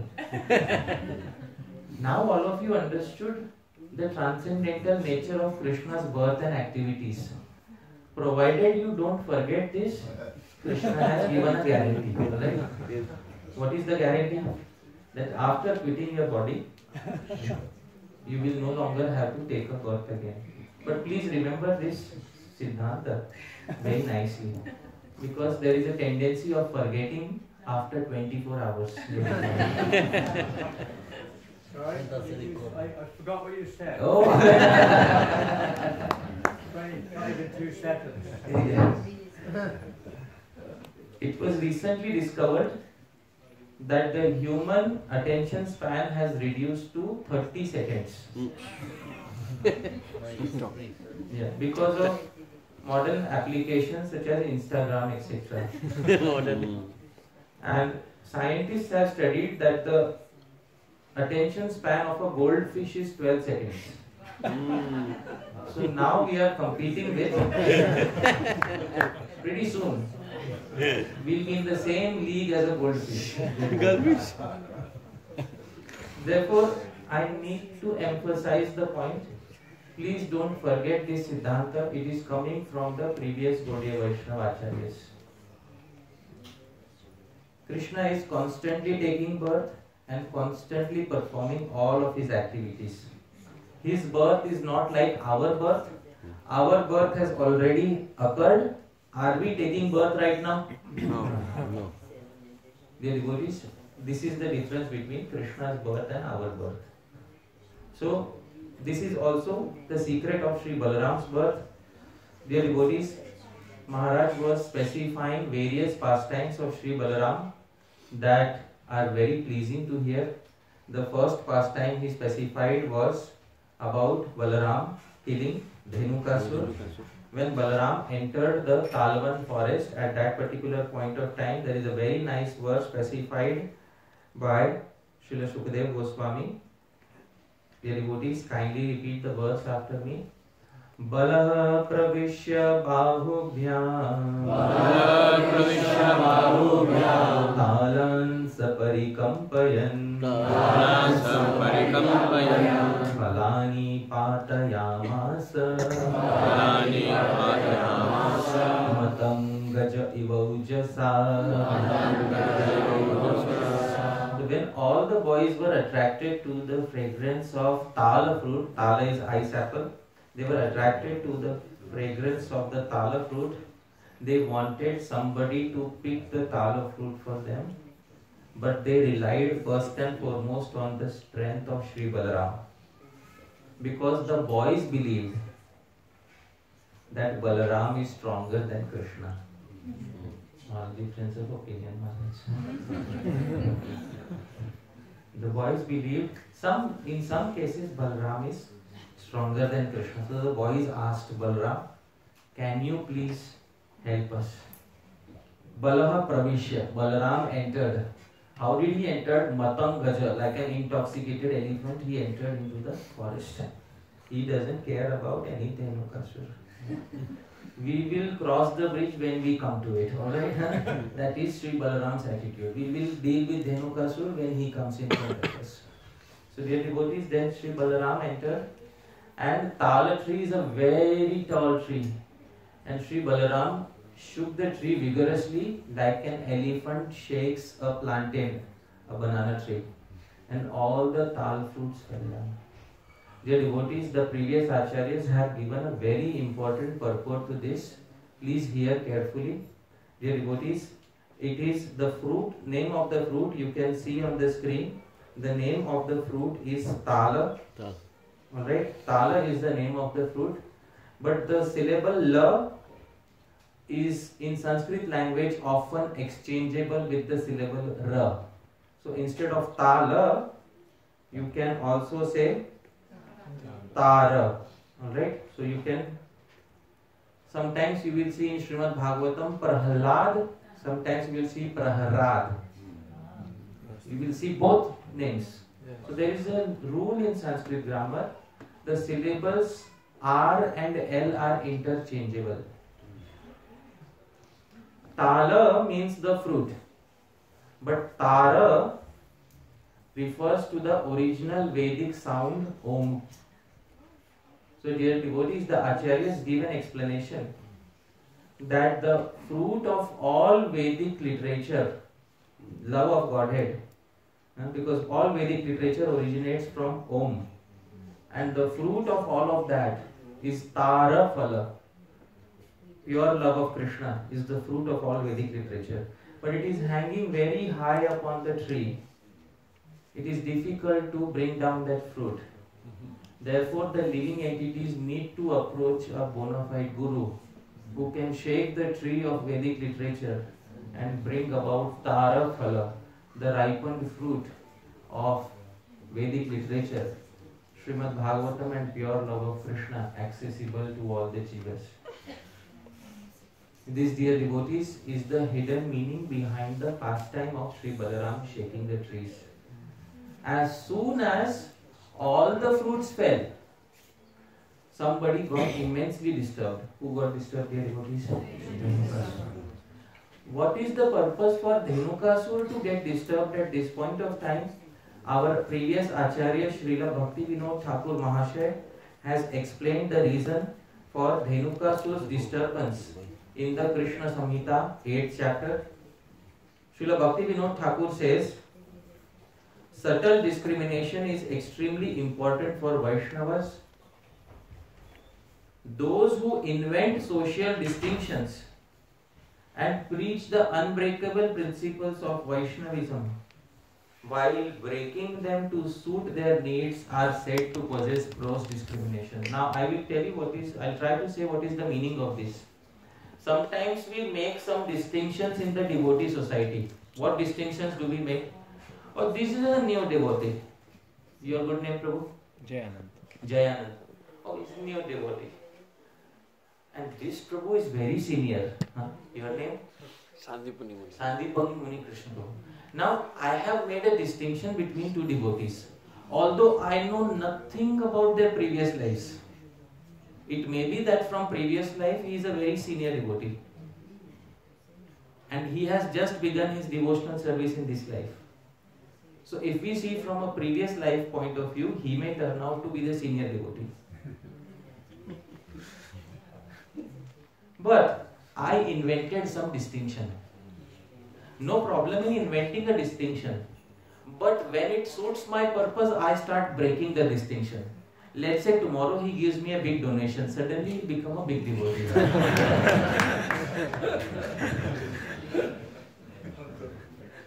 Now he is no longer a new devotee. Huh? I hope you are able to understand. Huh? Suddenly something changed. What changed? Huh? Prabhu gave me a big donation. Hari Parshad Das, This is a donation for you. Oh my goodness, Prabhu, I didn't know you were such a senior devotee.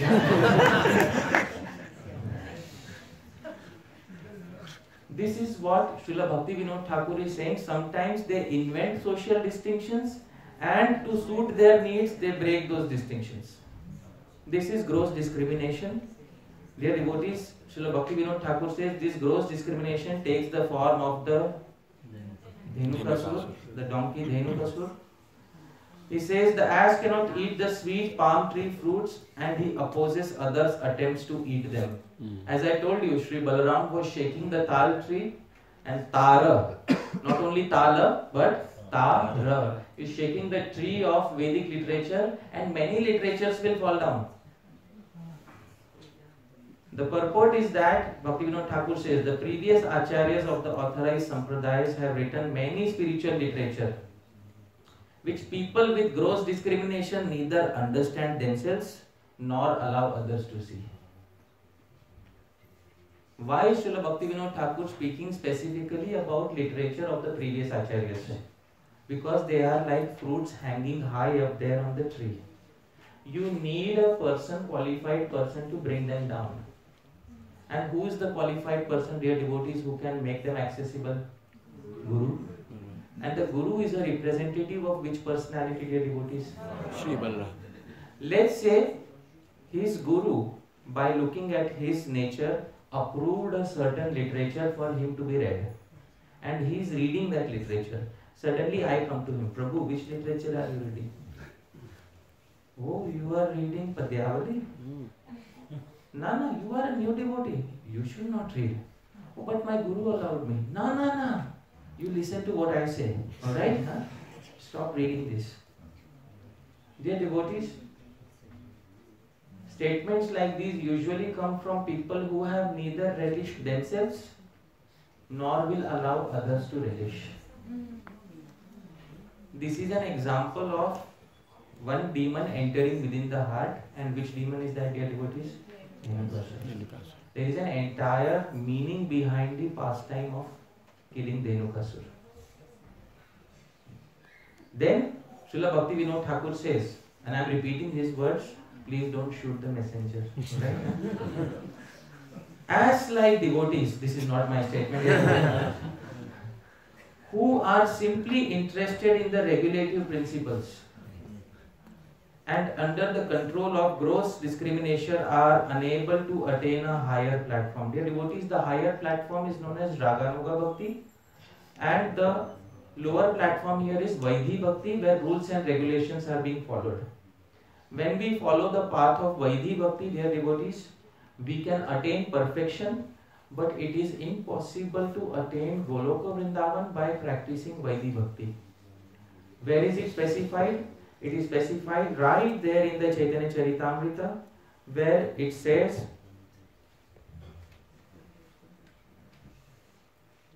please repeat after me, dear devotees. Sakala Jagat More, Sakala Jagat More, Pare Vidhi Bhakti, Pare Vidhi Bhakti, Bhakti Braja Bhava, Vidhi Bhakti Braja Bhava, Paite Nahi Shakti, Paite Nahi Shakti. This is Chaitanya Charitamrita, Adi Leela, 3rd chapter, verse number 15. Krishna's own statement, he is reflecting upon the devotees, and translation by Srila Prabhupada. Prabhupada says, Krishna's statement, everywhere in the world people worship me according to scriptural injunctions, but simply by following such regulative principles one cannot attain the loving sentiments of the devotees in Braja. The devotees, please raise your hands. How many of us want to go to Goloka Vrindavan? So Sri Krishna has made a very important statement that simply by a mechanical following of rules and regulations it will not be attained. We need what is the feeling of belongingness towards Krishna. We need what is known as the feeling of raga or spontaneous attachment. And this is also specified in the Chaitanya Charitamrita. Please repeat after me, dear devotees. This is Madhya Leela 8.221. Raganuga marge tare bhajayai jana sei jana paye braje Rajendra Nandana. Translation by Srila Prabhupada. If one worships the Lord on the path of spontaneous love, dear devotees, what is the Sanskrit term used here for spontaneous path? Raganuga. And goes to Vrindavan, he receives the shelter of Rajendra Nandan, the son of Nanda Maharaj. So dear devotees, it is very clearly mentioned by Srila Bhakti Vinod Thakur. I am coming back to Srila Bhakti Vinod Thakur because I want to put everything in perspective. He says, as like devotees who are simply interested in the regulative principles and are under the control of gross discrimination are unable to attain a higher platform. Which higher platform is he speaking about, dear devotees? Dear devotees, he says, Vaishnava principles are so unlimitedly exalted that those who simply remain entangled in the regulative process without endeavoring to understand, and he uses a specific term, the science of attachment. He is using the same term that Prabhupada is using. What is the original term, dear devotees? Raganuga Bhakti. Without understanding the science of attachment, are comparable to ordinary fruitive workers. Therefore, until the ass Dhenukasur is killed, one cannot advance in the science of Vaishnavism. And this demon is killed only by one particular personality. Which personality is that, dear devotees?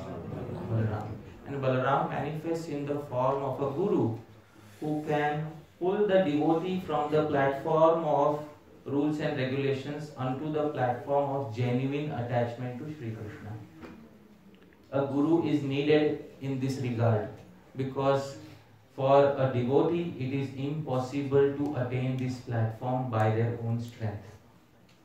Therefore, Sri Baladev was requested by the boys, we are unable to bring the fruits down, can you please bring them down?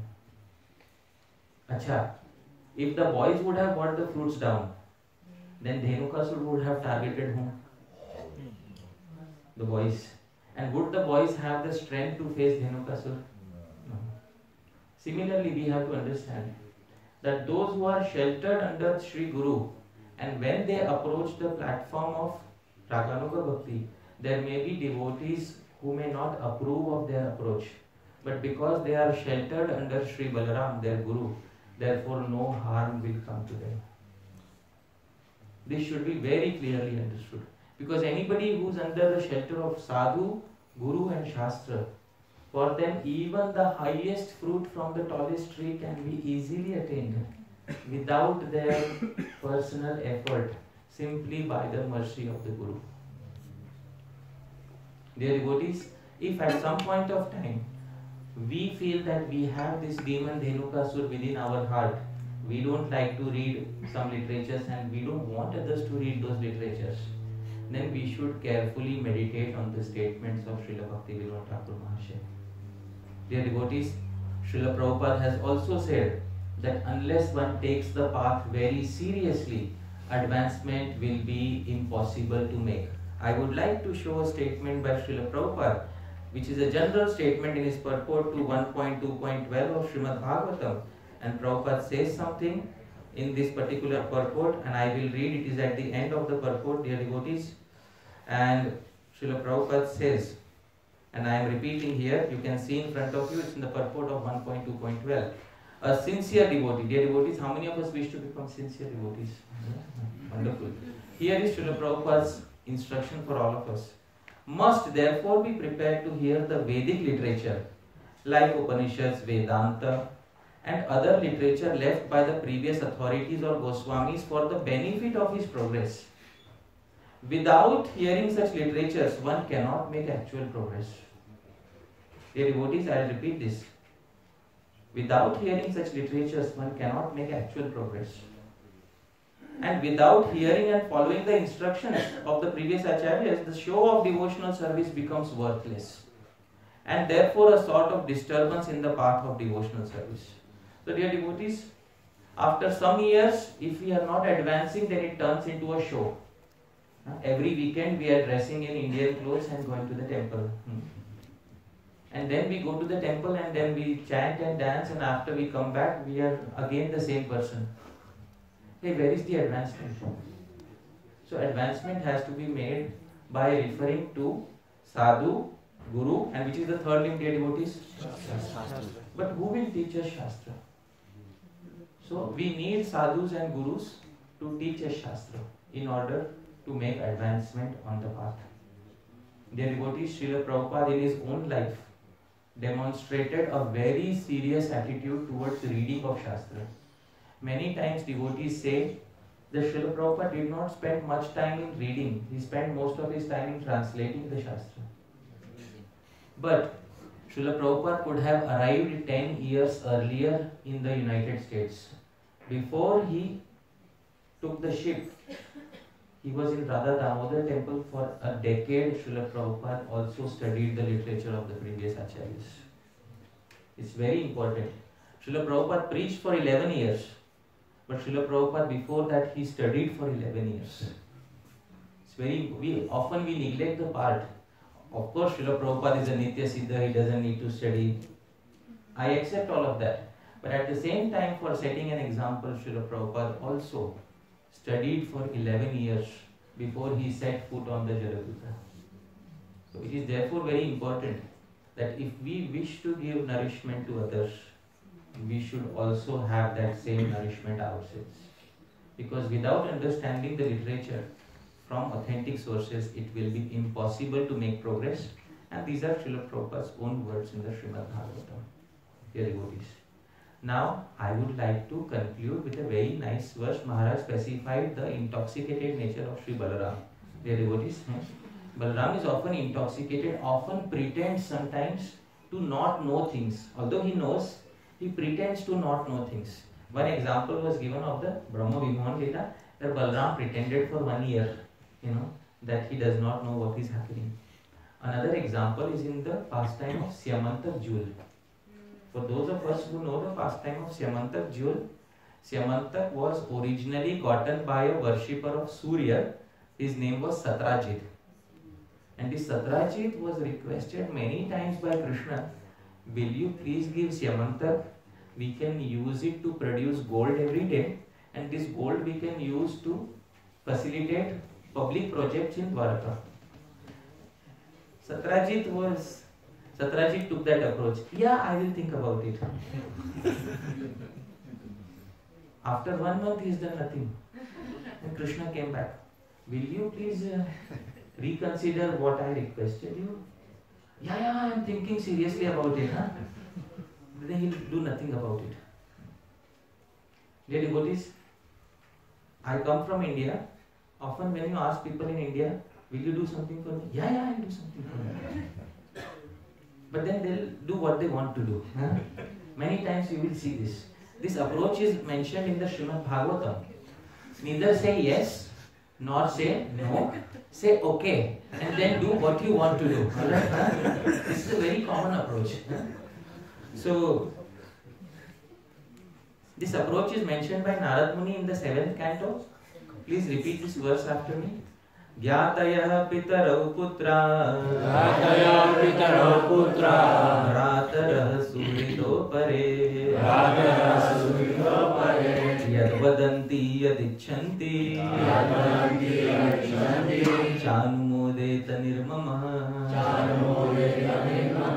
Narad Muni says an intelligent man in human society should make his own program of activities very simple. If there are any suggestions or requests from his friends, children, parents, brother or anybody else, he should externally agree, saying, yeah, that's all right. But internally, he should be determined not to create a cumbersome life in which the purpose of life will not be fulfilled.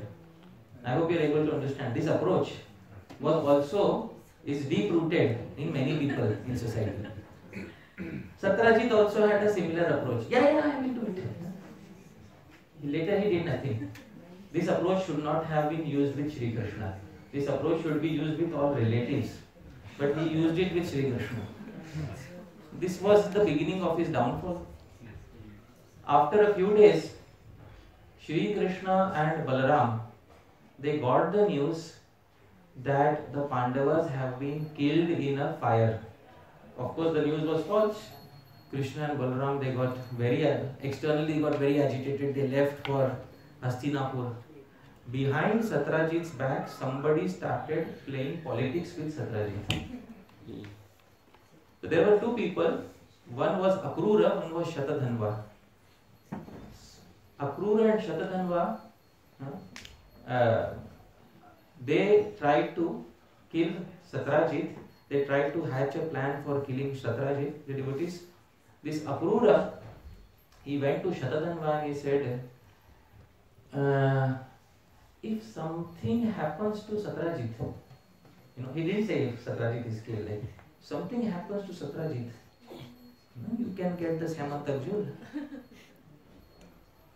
And then Satyajit was slaughtered, and then the jewel was taken away. Dear devotees, when the jewel was being taken away by Shatadhanva, at that point of time, Krishna and Balaram started chasing Shatadhanva. They had come back. They started chasing Shatadhanva. And Shatadhanva, before he left, he had forcibly given the jewel back to Akrura. I don't want to keep this. Krishna and Balaram will kill me. So Akrura had the jewel, but Krishna and Balaram chased Shatadhanva. And Krishna killed Shatadhanva with his Sudarshan before even questioning Shatadhanva. Balaram, why did you kill him, Balaram? Why did you kill him? At least you would have checked his pockets. Then they checked his pockets. If the Syamantak is with him. Hey, Syamantak is not here. Then Balaram is looking at Krishna, you knew? Syamantak is not here? Why didn't you tell me? Then Balaram said, I will have nothing to do with this Yamantak. Enough of this. Krishna is going to such an extent for this Yamantak jewel. I will stay behind. You go back, Krishna, to Dwaraka. I will stay here in Mithila with my friend, the king of Mithila. When you sort out the entire mess, call me back. So this is Sri Balaram's relationship with Sri Krishna. He pretends to sometimes not know in order to increase the humor of the relationship with Sri Krishna. And sometimes our Sri Balaram is plain intoxicated. He loves to drink Varuni. Varuni is an intoxicant prepared using honey. It has other things also involved in it, but Varuni is mainly prepared using honey. And dear devotees, Sri Rupa Goswami's verse was described by Maharaj. And dear devotees, the verse has a very nice original Sanskrit text. I would like to show you the original text of the verse that Maharaj had translated. Would you like to